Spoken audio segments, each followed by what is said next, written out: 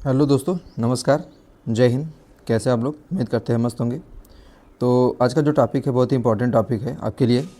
Important आपके लिए इसलिए हो सकता है कि रीज़न ये है कि जो अभी 1 महीना बचा हुआ है यूपी टेट की एग्ज़ाम के लिए, उसमें आपको क्या करना है, क्या नहीं करना है, कैसे आपको तैयारी करनी है, कैसे आपको अच्छे नंबर लाने हैं।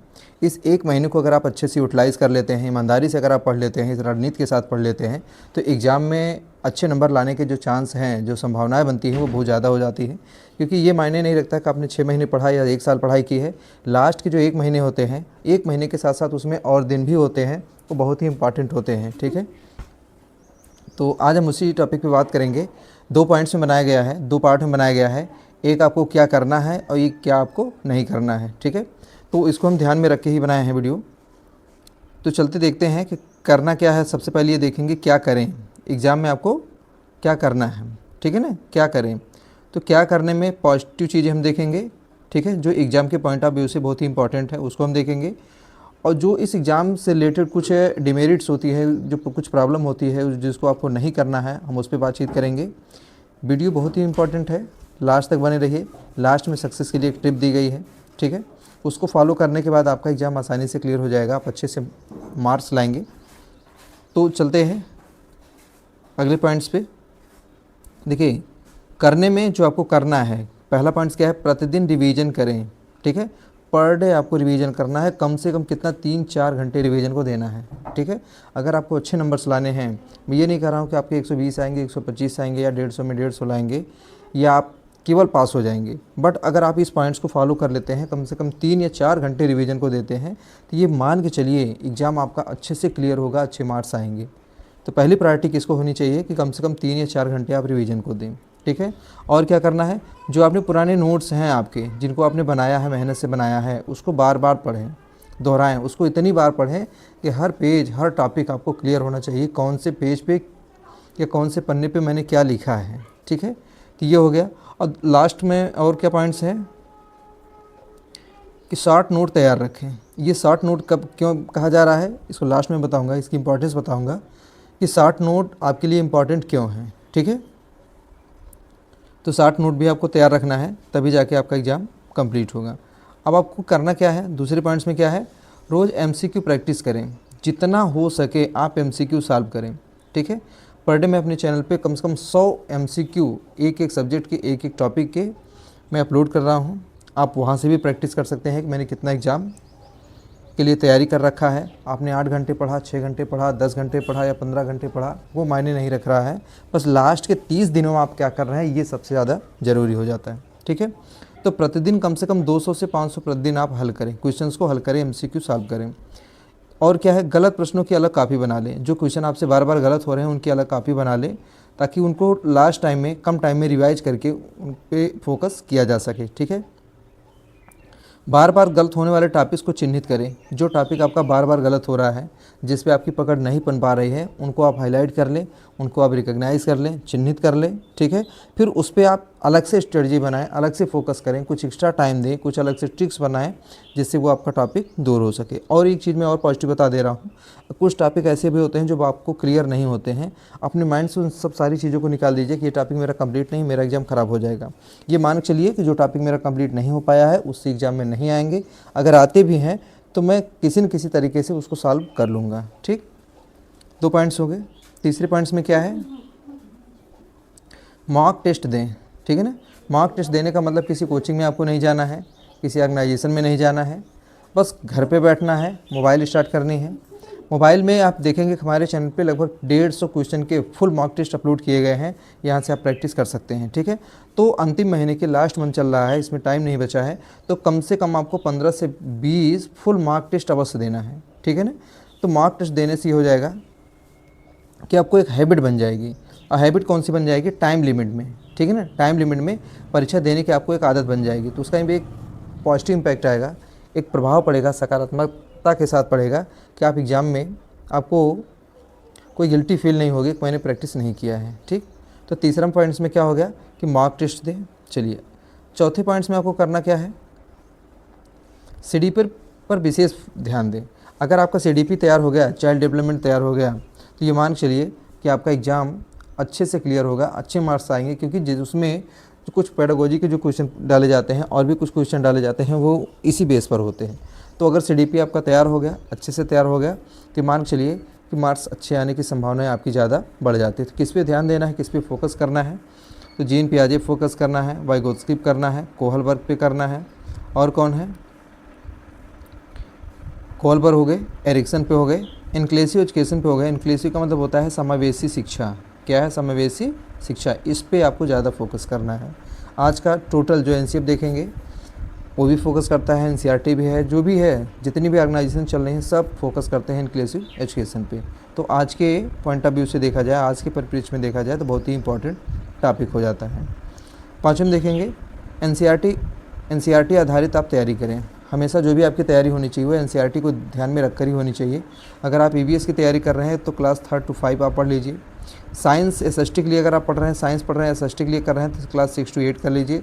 वो इनफ है, मोर देन इनफ है। उसके अलावा और कुछ भी अलग करने की ज़रूरत नहीं है। ठीक, तो NCERT की इतनी ज़्यादा इंपॉर्टेंस है आप सोच नहीं पाएंगे। बट अगर आप यूपी टेट देने जा रहे हैं, यूपी टेट को लेकर वीडियो बनाई जा रहे हैं, तो जो स्टेट बोर्ड है, जैसे जो गवर्नमेंट की पुस्तकें मिलती हैं प्राइमरी विद्यालय के लिए, उसको आप पढ़ेंगे तो ज़्यादा बेनिफिट आपको मिलेगा। ठीक है, छठवें पॉइंट्स में हम देखेंगे कि जो आपका फार्मूला है, जो रूल्स रिवीजन है, ठीक है ना, उसको आप ध्यान में रखें। जैसे फार्मूला किस में आपको रिवाइज करना है, जैसे मैथ का हो गया, गणित का हो गया, हिंदी व्याकरण के कुछ रूल्स होते हैं, जो एजुकेशन होता है, शिक्षा शास्त्र के कुछ सिद्धांत होते हैं, उनको भी आपको ध्यान में रखना है। ठीक, प्रीवियस ईयर पेपर्स लगाएं, ये मोस्ट इम्पॉर्टेंट है। ठीक है ना, कि आपको प्रीवियस ईयर के कम से कम 10 वर्षों के प्रश्नों का आप विश्लेषण करें, एनालिसिस करें। ठीक है ना, क्या क्वेश्चन पूछा गया है, कहाँ से पूछा गया है, किस टॉपिक से पूछा गया है, किस लेवल से पूछा जा रहा है। जब उसको आप एनालाइज करेंगे, एनालिसिस करेंगे, उसका विश्लेषण करेंगे, तो आप पाएंगे बहुत सारे टॉपिक्स आपके आसानी से क्लियर हो रहे हैं। उसमें कोई संदेह नहीं है, कोई सोचने की ज़रूरत नहीं है।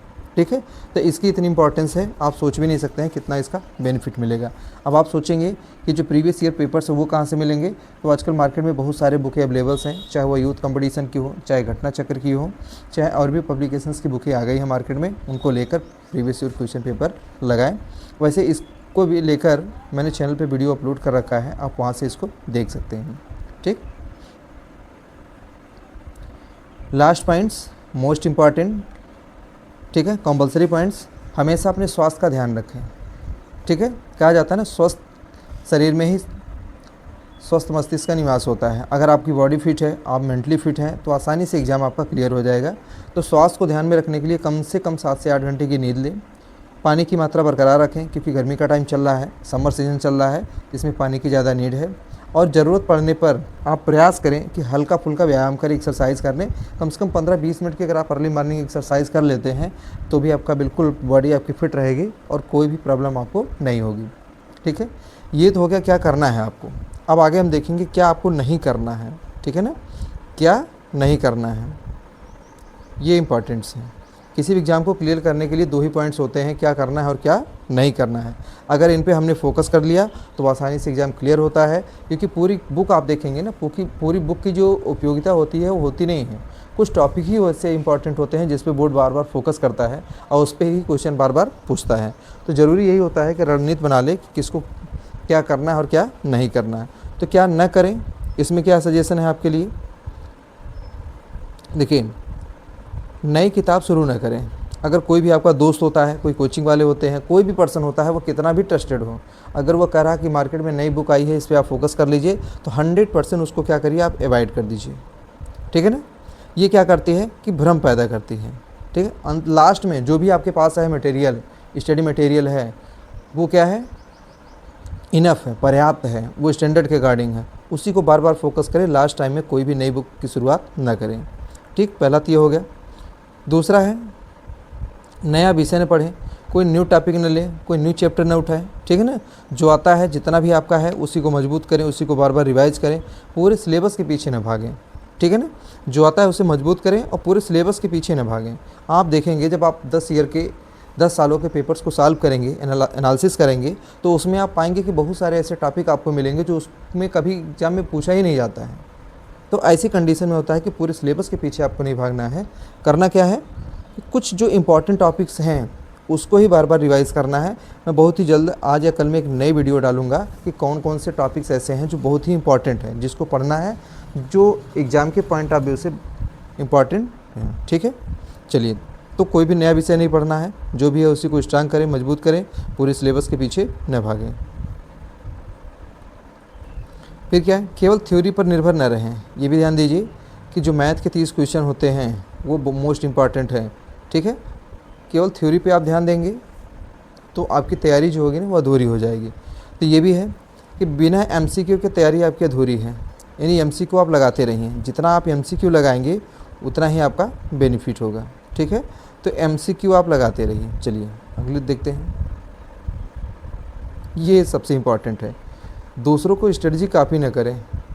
हम देखते हैं अगर कोई लेट नाइट स्टडी कर रहा है तो आप उसको फॉलो करना स्टार्ट कर दिए, कोई यूथ से पढ़ रहा है तो आपने उसको फॉलो करना स्टार्ट कर दिया, कोई अर्ली मॉर्निंग स्टडी कर रहा है तो आपने उसको फॉलो करना स्टार्ट कर दिया। ठीक है, कोई ऑनलाइन पढ़ रहा है तो आपने उसको फॉलो करना स्टार्ट कर दिया।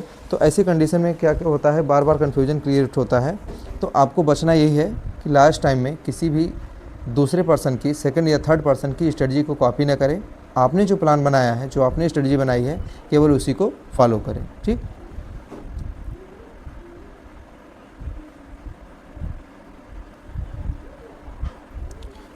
ये देखिए पांचवा जो पॉइंट से मोस्ट इम्पॉर्टेंट है। आजकल हमारी आपकी जो एक थिंकिंग बन गई है कि जितना हम ज़्यादा सोशल मीडिया यूज़ करेंगे, सोशल मीडिया के सहारे लोग चल रहे हैं। तो ये लास्ट टाइम चल रहा है, 1 महीने का टाइम बचा है, उसमें भी कुछ टाइम कमी हो गया है।